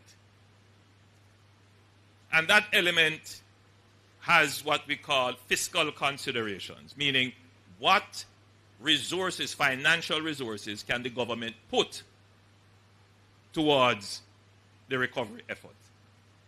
In this regard, and I don't want to go and read what the benefit was at that time versus what the benefit is now. Even with inflation, what we are giving now is substantially more than what was given in 2004 or in 2012 when Hurricane Sandy hit. When Hurricane Sandy hit, it was $30,000 for total to severe damage, or no, $60,000 I believe it was. $60,000 for total or severe damage, and something like $30,000 for minor damage.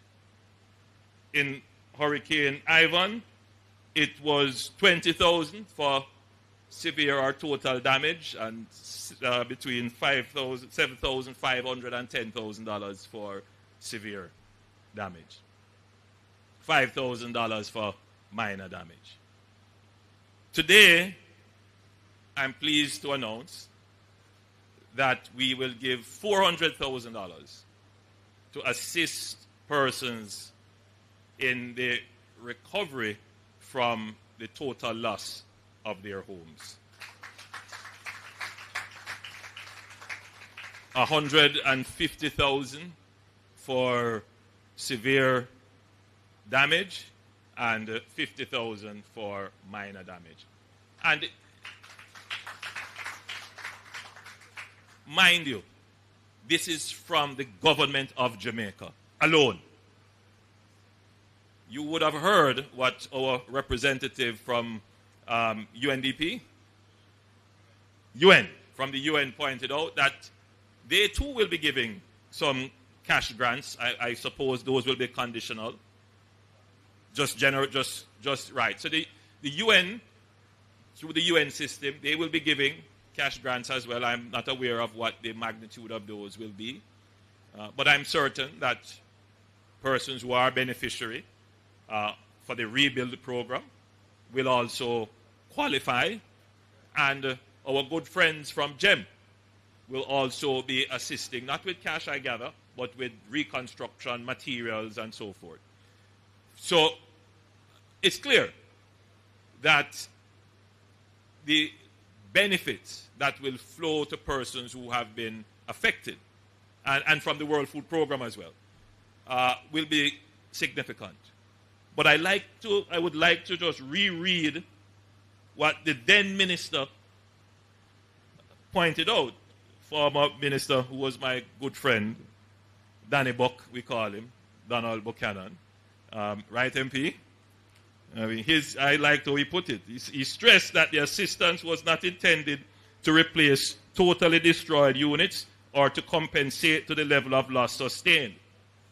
And this is a quote from him, as government is not an insurer of buildings. It is assisting persons to put their lives back together. So, in essence, the same sentiment would exist today as it relates to how the government responds. But today, the government is able to respond with a much greater quantum of assistance than before. Now,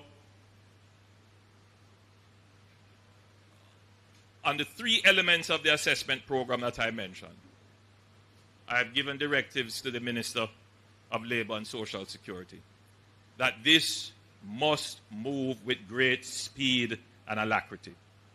While on tour in North Central Clarendon, I let slip that I expect that these benefits should be finished by back to school. Now that might be a very hard task, but I'm still setting it as the timeline. And I want the ministry staff, and I know how difficult it is now. It's the holiday season, the ministry staff, people might be going on their vacation, and they themselves are preparing for back to school. But I appeal to you, to your better conscience, to your love of country, to put in the effort to ensure that your fellow Jamaicans, many of whom have no bed, have no clothes, have nowhere to live, their children don't know how they're going to go back to school, have that compassion to put in that effort, show that, not sympathy, but empathy for the people who are suffering, to push through and deliver these benefits to them as quickly as possible.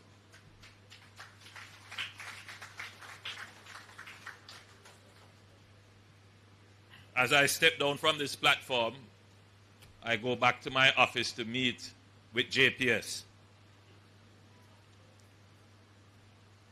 I have tried not to speak too much on this matter because JPS is a private company.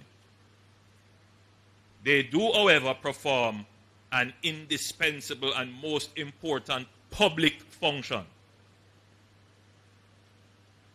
which is regulated under law by an independent utilities regulator, which essentially takes the government out of the regulatory space.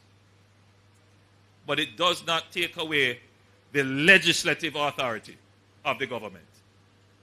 And what we are seeing in terms of the return of electricity to some areas of the country, it is not being done in a way for which the government is satisfied.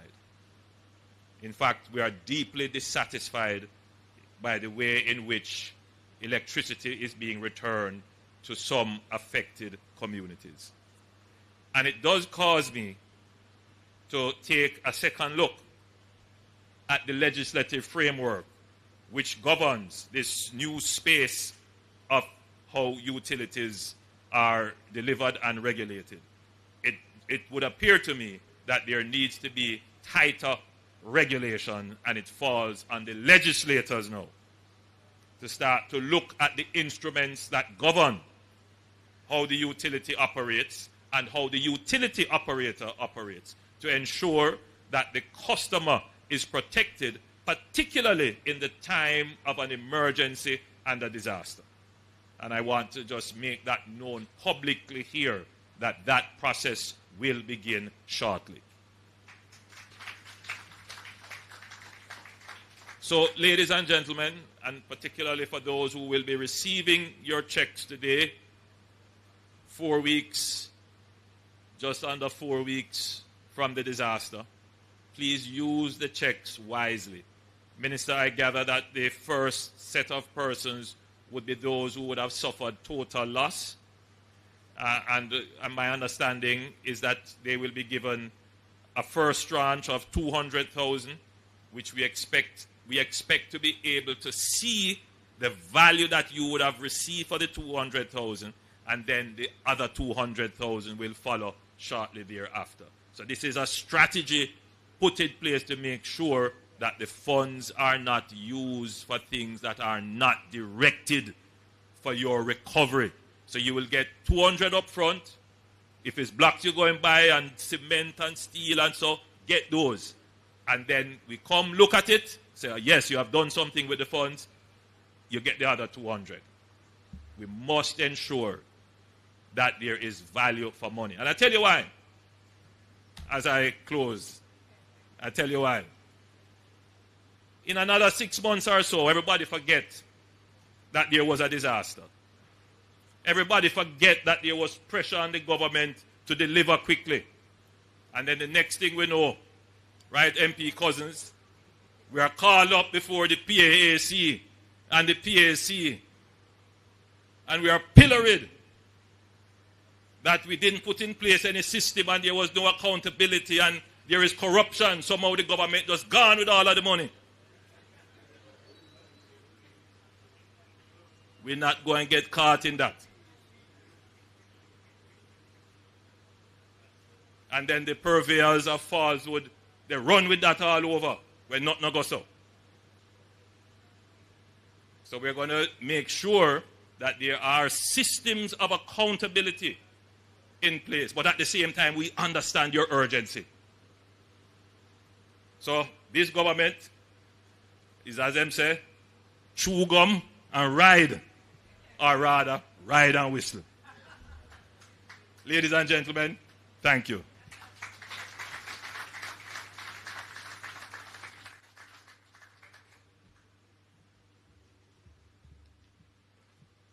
First, I'm hearing the chew gum and ride version. But you learn something new every day. GIS, we're about to do the presentations. Could somebody tell me how you'd like the area set? I know you need your still photographer who is there, and would you like this move to the, just come and tell me how you'd like. As is, because the space kind of tight. Move this, okay, somebody will help me with this.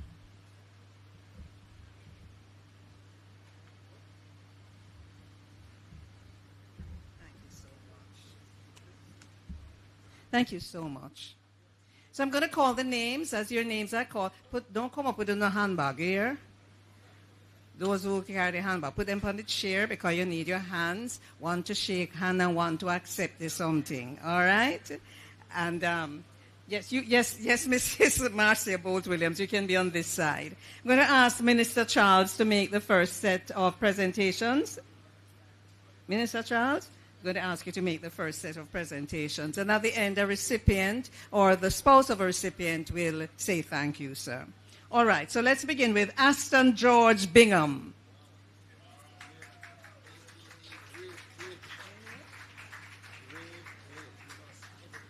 Grave plate, come up, man. You come with the flag over here, so me just a call, I gather he lost everything.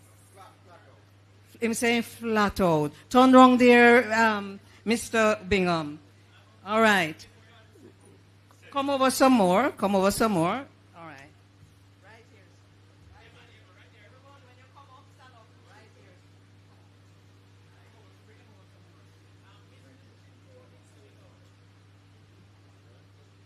All right, so tell you what, you can't walk across here right now because the cameras are working to catch the presenters. So if you need to move, you have to walk to the sides. Don't walk across.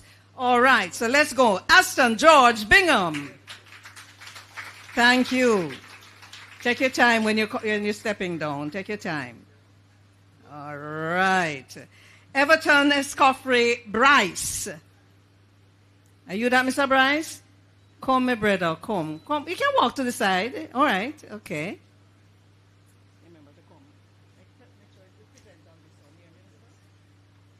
Then clap Mr. Bryce on upstairs, so. Everybody needs to get a clapper today. Cadine Winhope Charlton. Come, Miss Cadine, Mitchelltown lady, Miss you on TV.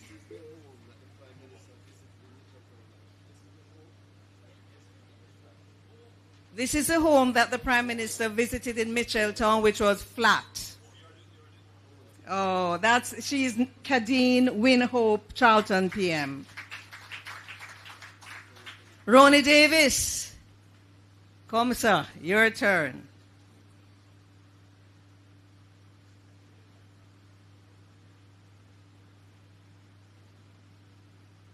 So this is Ronnie Davis. And he deserves your applause. Everybody needs a clap when them come up here. Ezekiel Almando Johnson. Ezekiel, me come from country now. In the hills of Clarendon, we have one man named Ezekiel, we call him Ezekiel. Then call Ezekiel? Yeah, ma'am, I know. That's how I go country. Ezekiel. Ezekiel Almando Johnson. Claudia Pinnock. Where are you, Miss Claudia? Here she comes. Yes, and she'll take off the bag. She follow instructions. All right. So Claudia is coming up. Working Mrs. Marcia Bolt Williams hard on the side there. All right. Clap, Miss Claudia.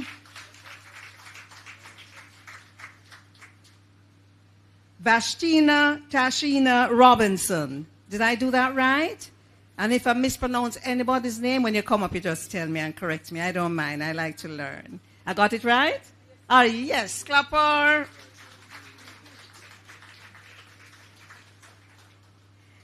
Damian Bailey.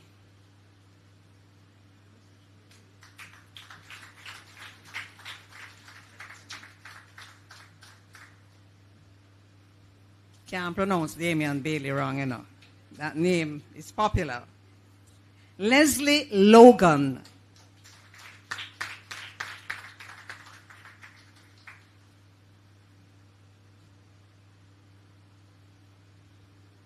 Mr. Logan, good to see you, man. Yes. Norma Thompson.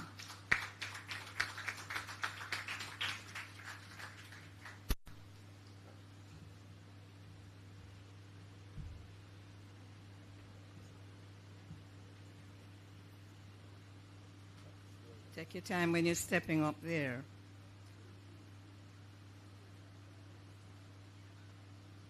Yes, Miss Norma. All right. You got her? Yes. Careful.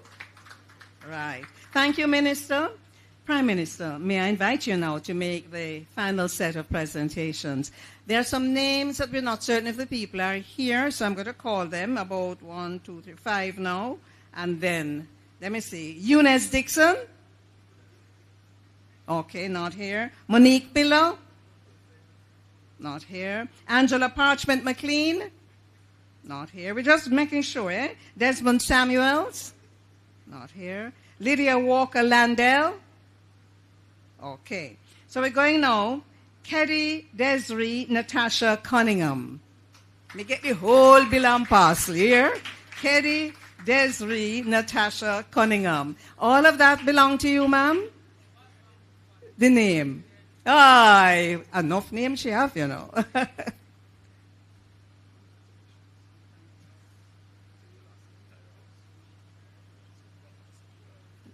You need to look on the Prime Minister, I'm talk to you. Look on the PM, I'm talk to you. Yeah, man, but you need to look on you too. Dinette Moore. Dinette Moore. Did I do that right, Dinette? Yes, great. Clap Miss Dinette as she comes up.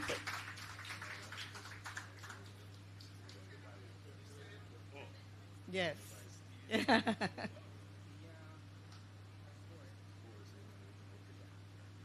Okay. Clifton Clive Sutherland. Clifton Clive Sutherland.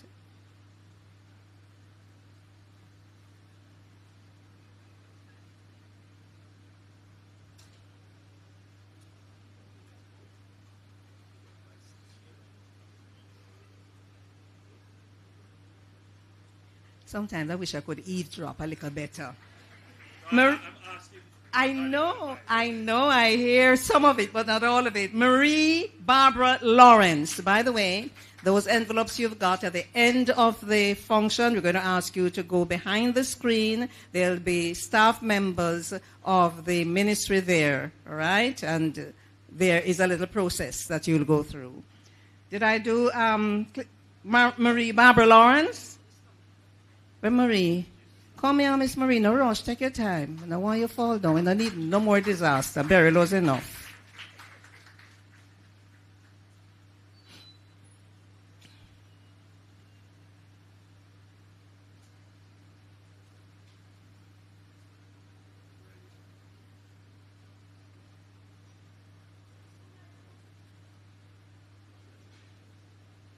Chazelle Bird.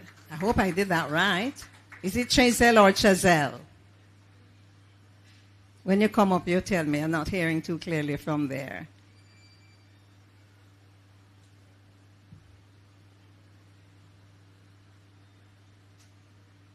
Is it Chazelle or Chazelle?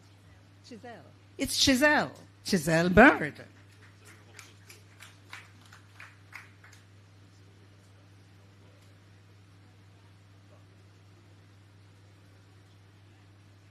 Evelyn Edwards.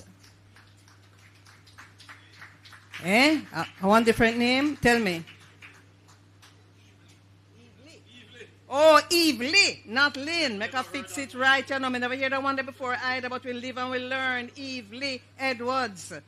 Mr. Edwards, thanks for the correction. Evelyn Edwards, all right? Remember, everybody, at the end, in an orderly fashion, we're going to go behind this screen, and staff will be there to guide you.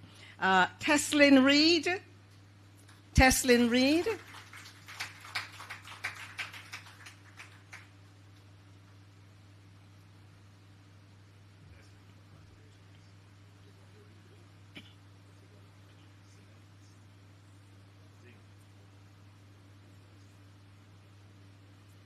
And this next person has a name of somebody, the first name, who is in Paris. Natoya Stone Groton.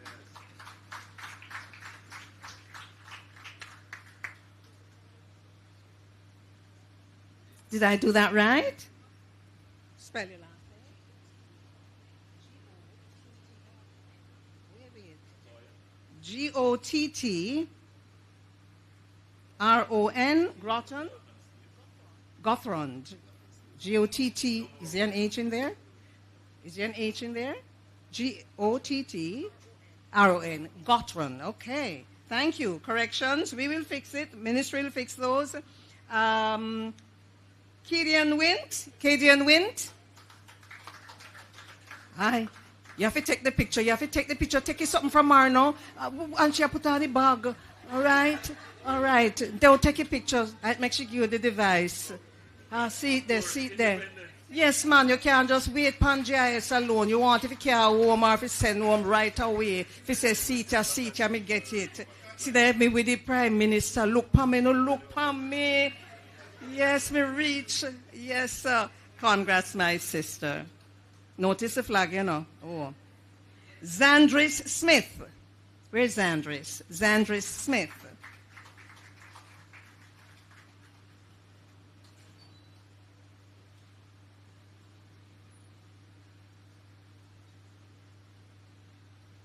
Miss Zandris, good to see you.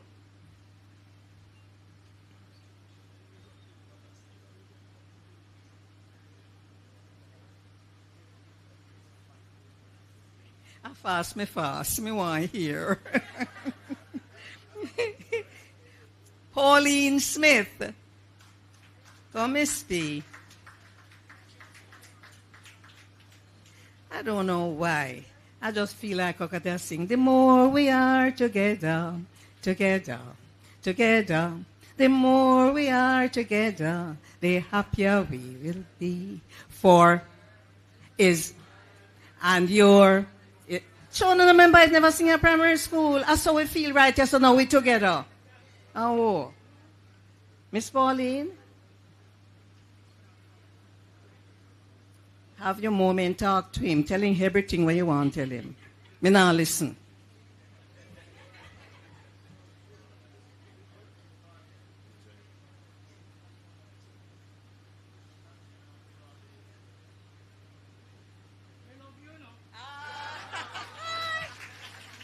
Well, see then now. Ooh, what a moment. Westmoreland, you come from, Miss Pauline? Which part? Grangeville, all right. Paul Island, all right. You see? You have to go PM. Well, praise God you had somebody who could be there for you, my sister. PM. After she tell you how she love you, you have to reach. And you have to reach fast. What? Second time. No, man, this I get bad now. Ooh, it's hot. It's hot. PM in that trouble. We have one more smuddy. One more Miss Pauline. You see, when she put her hand around him, you know she not let go. Woo! It never hug up, never hug up, never. These are such beautiful moments. Aye. A terrible woman. Terrible woman.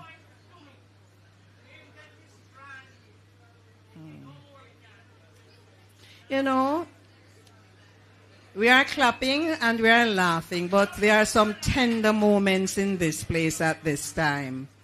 There are some very tender moments in this place. We're clapping and laughing, and this is us, you know. This is us. We're taking teeth to keep a heartburn. Are we that? We have one last person here. Sashoya Leg. Sashoya? Do I have that right? Yes, ma'am.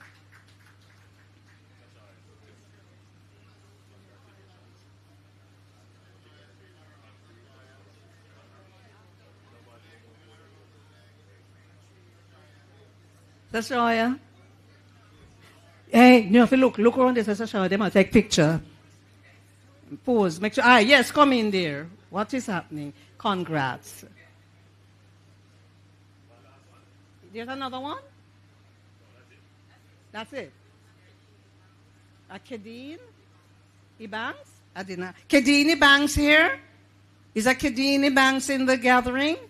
No, me not see there's somebody. Prime Minister, we thank you very much. Yes, let me see right here, sir. Let me borrow the mic while you finish. I neglected to point out that the government has also launched a program as it relates to the use of hurricane straps. And that program is through the Ministry of Local Government and Community Development. We are going to reinforce that program by making it not necessarily a condition, but we are asking the recipients of the grants who are going to be using it to rebuild their roofs that they must use it to purchase hurricane straps. It was quite clear when I toured the hurricane damaged areas that roofs that used hurricane straps, they stood up, and those that didn't were destroyed. So please, when you're going to reconstruct, even though I've heard I did my own little sampling, I asked, what were you going to build? Are you going to go back to a wooden structure or a concrete structure? Some person said they're going to slab. Some person said they're going to build a concrete base. They're going to go block and steel. So most persons are looking to move out of wooden structure. They're going to try and rebuild stronger. But even so, if you're going to use a roof that is not a slab, please ensure that you use hurricane straps.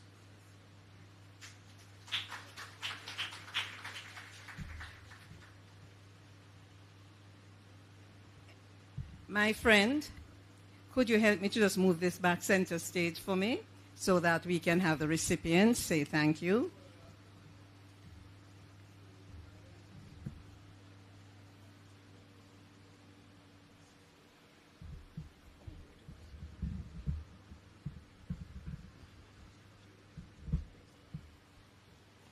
Ladies and gentlemen, we're very near the end of this morning's gatherings. Are we still morning? I would like to ask at this time, Miss Kamisha Landell. Miss Kamisha, could you come forward to say thank you? Kamisha is speaking on behalf of her spouse, Roni Davis, because she too will benefit. She just would like to say thanks to the Prime Minister and the Minister for making this possible.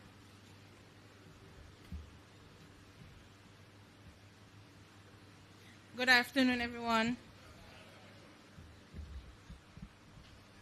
The Most Honorable and Holiness Minister, Prime Minister, Honorable Colonel Charles Jr., Minister of Labor and Social Security, other ministers, Member of Parliament, executive of local and international relief agents, staff of the Ministry of Labor and Social Security, member of the media, a very pleasant good afternoon to you all.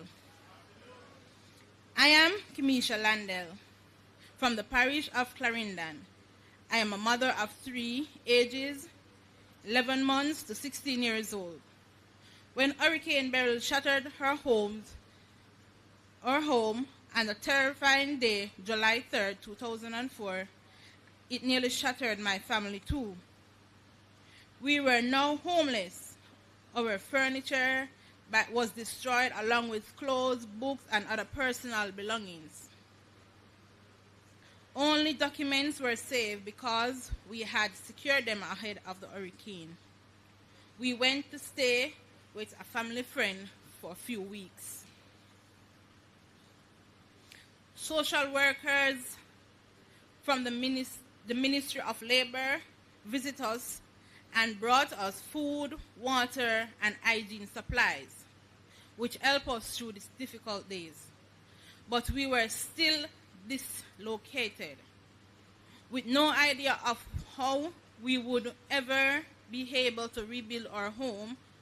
We started to feel hopeful when Minister Charles announced that the government would be assisting families whose households were damaged and destroyed. Today I am more than hopeful. The promise is a relief. I received first $200,000 to start to rebuild my home. Rebuild my family and help my family to rebuild our dreams. Thank you, Prime Minister Holness. Thank you, Mr. Charles. And thank you to the member and staff of the Labor Ministry, Social Security, and the other agencies that support you in doing this wonderful work. Thank you for caring. From my family, we say thank you. Have a grateful day.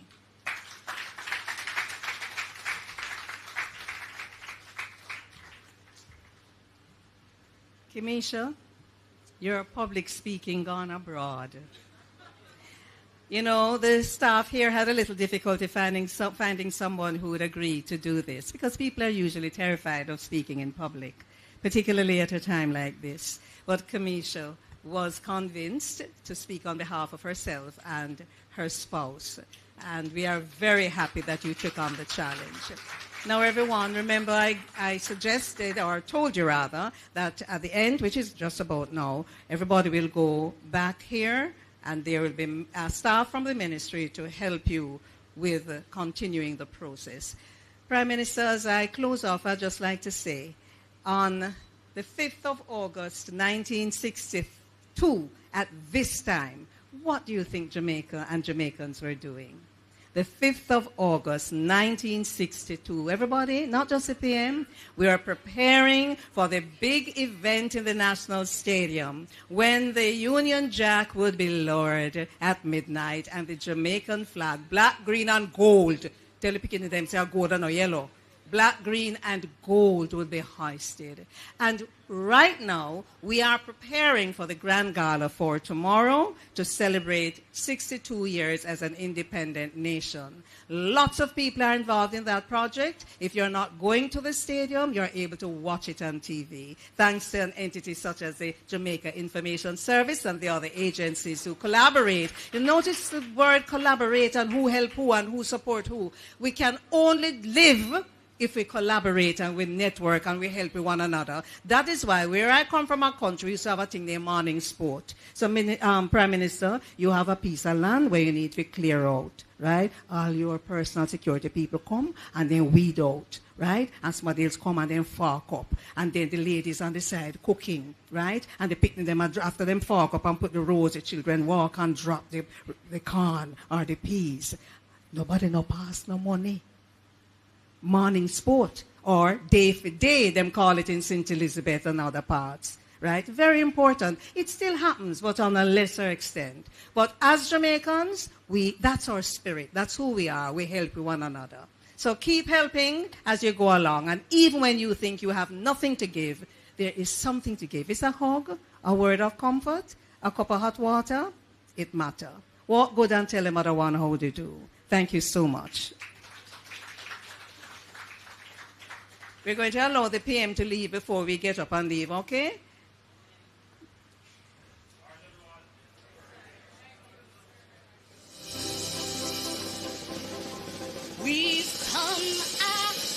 And this is the festival song for 2024. A very positive song. Listen and enjoy. Thanks to the IS and to the support you got from others. Thanks to the staff here. One more year. God's mercy is near. It's like a breath of fresh air. So let's send up some praise and thanksgiving in the atmosphere. Are you ready? Yeah. We've come a long way, standing in a strong way. We never gave up on God. God did not give up on we. Out of many we are one. One nation, one family. We activate rising faith and joyfully celebrate one JMAICA. This sweet Jamaica where we born and grow, attracting tourists all over globe. We never grow dim, we will always shine, displaying pure love from the true design. Yes, we have problems that Right. All the persons who receive checks, please sit at the front. Please sit at the front. All of you who receive checks, Miss Pauline, take that front seat. Everybody sit there, because then they will be able to manage it in a more orderly fashion. All the persons who receive checks, just sit at the front. Sit at the front, please. Everybody, just have a seat. Somebody will be here shortly to tell you how to proceed. And we're going to move this because I think you want to do something